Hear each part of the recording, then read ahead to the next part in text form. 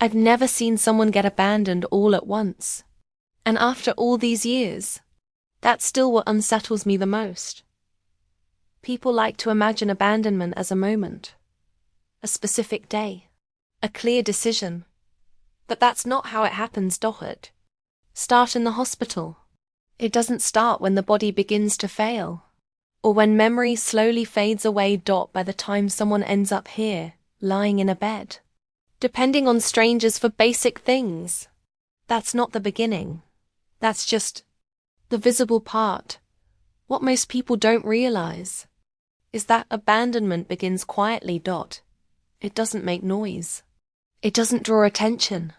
At first, it doesn't even seem serious. It starts with small absences that build over time. A son or daughter who calls a little less often, always with a reasonable excuse. Busy, tired, I'll call later. And that later starts repeating itself. Visits that once had a fixed day turn into loose promises.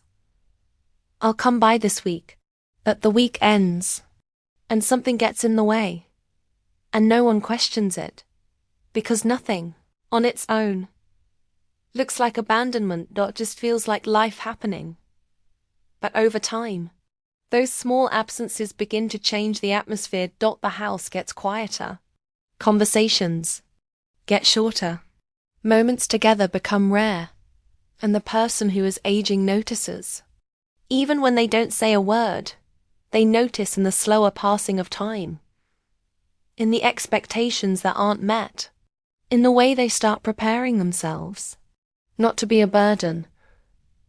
I've seen many patients slowly trying to make their own absence easier, as if they were stepping out of their own lives, ahead of time. Holding back feelings, asking for less, accepting things they once wouldn't accept.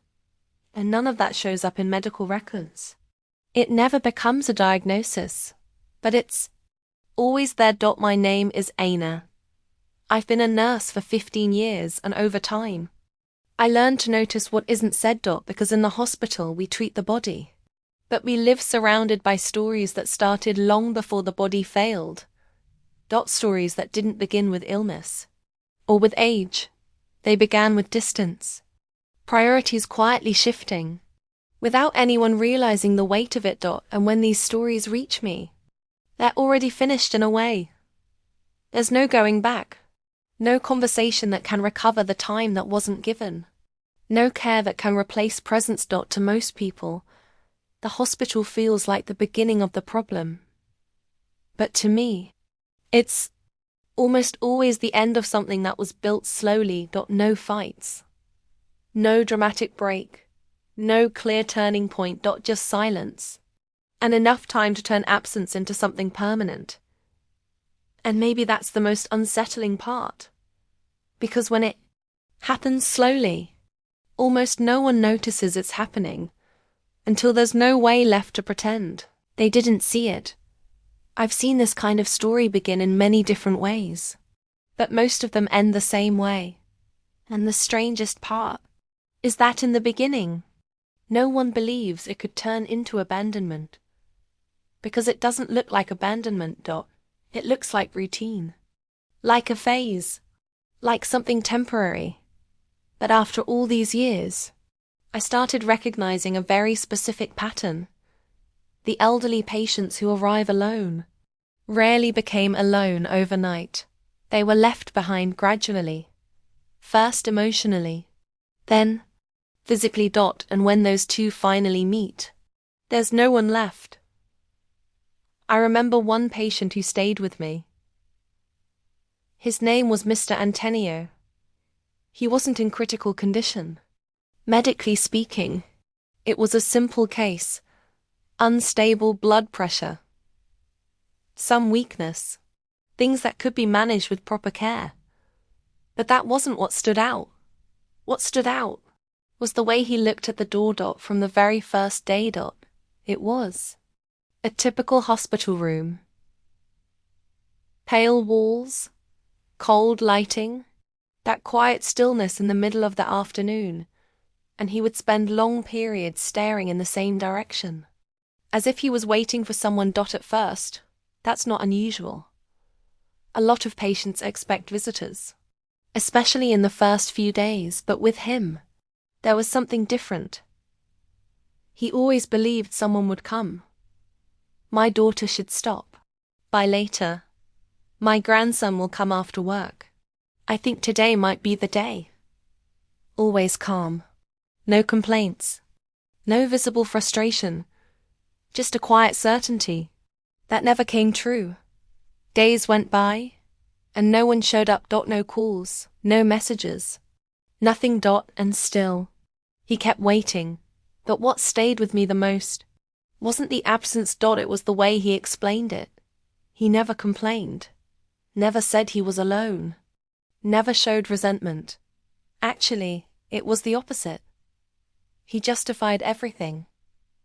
They're busy. Life is hectic these days. I don't want to be a burden. It was as if he was protecting the image of his own family, even when they were no longer present. And that, I've seen many times. Abandonment rarely comes with open bitterness. Most of the time, it comes with silence and explanations. The patient tries to make sense of it, tries to turn absence into understanding, tries to make it lighter, so they don't have to face what it really means. And over time, that turns into behavior. They start asking for less, speaking less, expecting less, not because they stopped feeling, but because they learn that feeling doesn't change the outcome.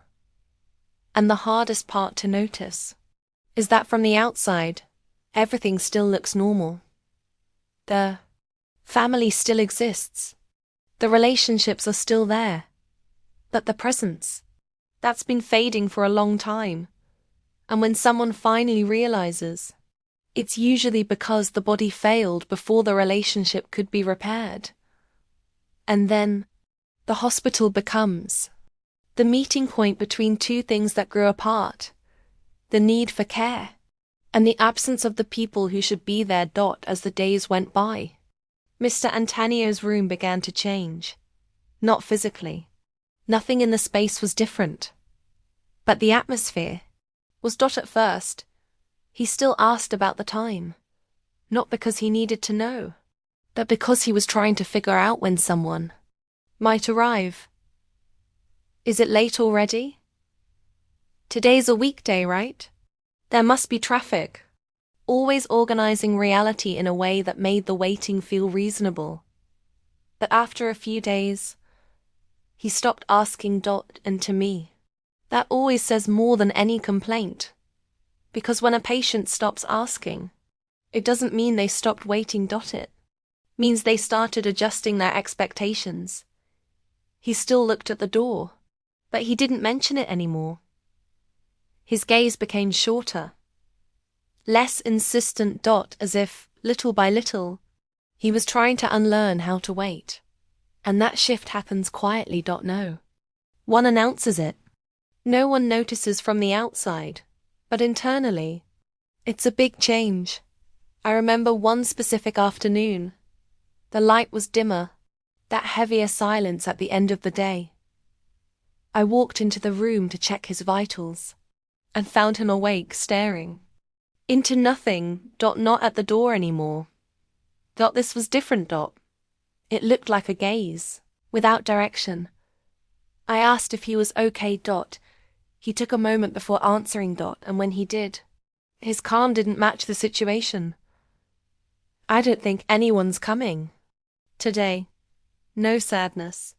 No anger. Just a statement. And then he added, but it's okay. They have their own lives. That didn't sound like understanding. It sounded like letting go. Not of his family, but of the expectation. And that's where the conflict shifts. Until then, absence was still competing with hope. But when someone starts justifying things before even feeling disappointed, something has already broken, and it doesn't make noise. In the following days, he started refusing small things. Not medical care, but gestures, longer conversations, unnecessary help, attempts to connect. Always polite, always gentle.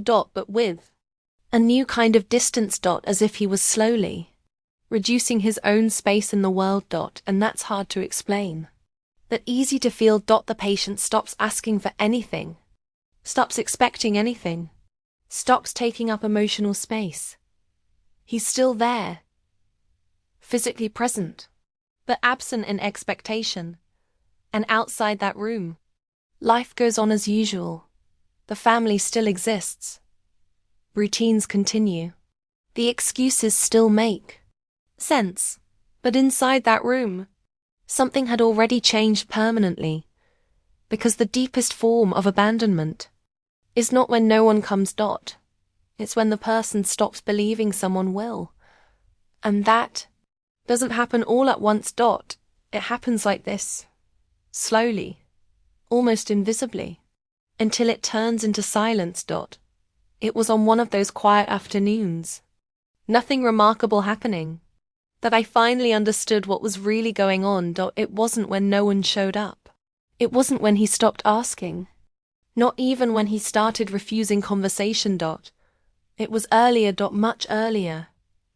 While I was organizing some supplies near his bed, I heard Mr. Antonio speak, almost like he was thinking out loud. It's funny. We spend our whole lives trying not to be a burden. He paused briefly. And in the end, it seems like we learn that lesson too well. He didn't look at me when he said it. He wasn't expecting a response. That moment completely changed how I saw everything. Because, until then, it was easy to look from the outside and think about absence. To think something was missing. That someone should be there. That care wasn't being given. But in that moment, I realized the problem wasn't just the people who weren't coming. It was also the person who had learned not to need anyone anymore. And that doesn't start in the hospital. That comes from a lifetime. Years of trying to be strong, of avoiding being a burden, of not asking for help, of always putting others first. And over time, that becomes identity. The person starts to believe that needing others is wrong, that depending is a weight, that taking up space is inconvenient. And when old age arrives, that behavior doesn't disappear. It intensifies. The elderly person doesn't demand, doesn't insist, doesn't ask for presence. They adapt to absence. And on the other side, the family adapts too. Because when there's no demand, distance feels acceptable. When there's no conflict, detachment feels natural. And so, without confrontation, without a clear break, both sides slowly drift apart until there's a point where no one tries to close the distance anymore. And that's when I understood. The abandonment I see doesn't always begin with lack of love. It doesn't always begin with indifference. Many times, it begins in the way relationships were built over the years. In the absence of real presence. In conversations that were never deep. In the habit of postponing what actually mattered.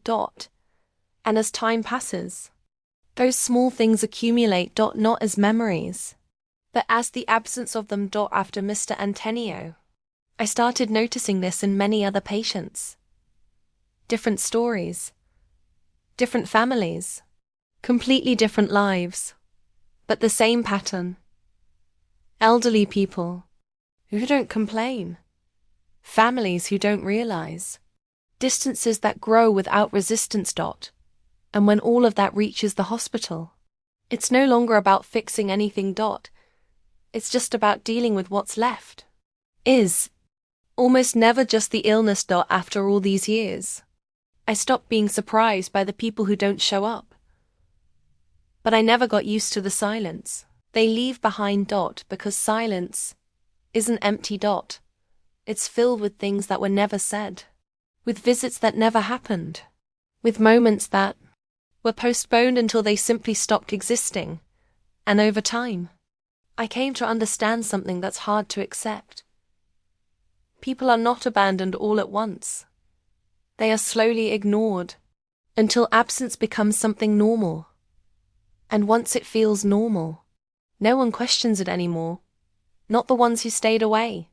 And not the one who stayed behind. Mr. Antonio remained hospitalized for a few more days. His condition stabilized quickly.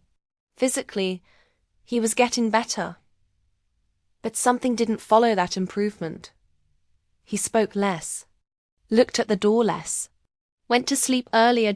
And most of all, he stopped mentioning anyone. No daughter, no grandson, no visits. It was as if that part of his life had been carefully stored somewhere it no longer hurt to touch. On the day he was discharged, I helped him gather his things. There wasn't much. A simple bag, a few documents, a jacket he barely used. I asked if someone was coming to pick him up. He answered without hesitation, "No need. I'll figure it out." And he did. They arranged transportation. He left calmly, thanked everyone, and walked away, like someone who didn't want to take up space, not even in goodbye. That stayed with me, because there was no drama, no scene. Just a quiet departure, from someone who had already learned not to expect. And ever since then, every time I see an empty room after a discharge like that, I think about the same thing. Most people believe care begins when someone needs it. But in reality, by the time it gets there, a lot has already been lost. Time doesn't come back. Presence can't be replaced. Relationships can't be rebuilt in a rush. And maybe the most uncomfortable part of all is that almost no one notices while there's still time. Because the problem never feels urgent while it's still small. While it's just a phone call that wasn't made, a visit postponed, a conversation cut short. But that's exactly where it begins. Not in the hospital, not in illness, not in old age. It begins in the way we choose, or fail to choose, to be present. I'm not saying this as a nurse. I'm saying this as someone who has seen this ending many times. And what stays with me the most is not the absence at the end. It's the number of chances that existed before and were quietly ignored.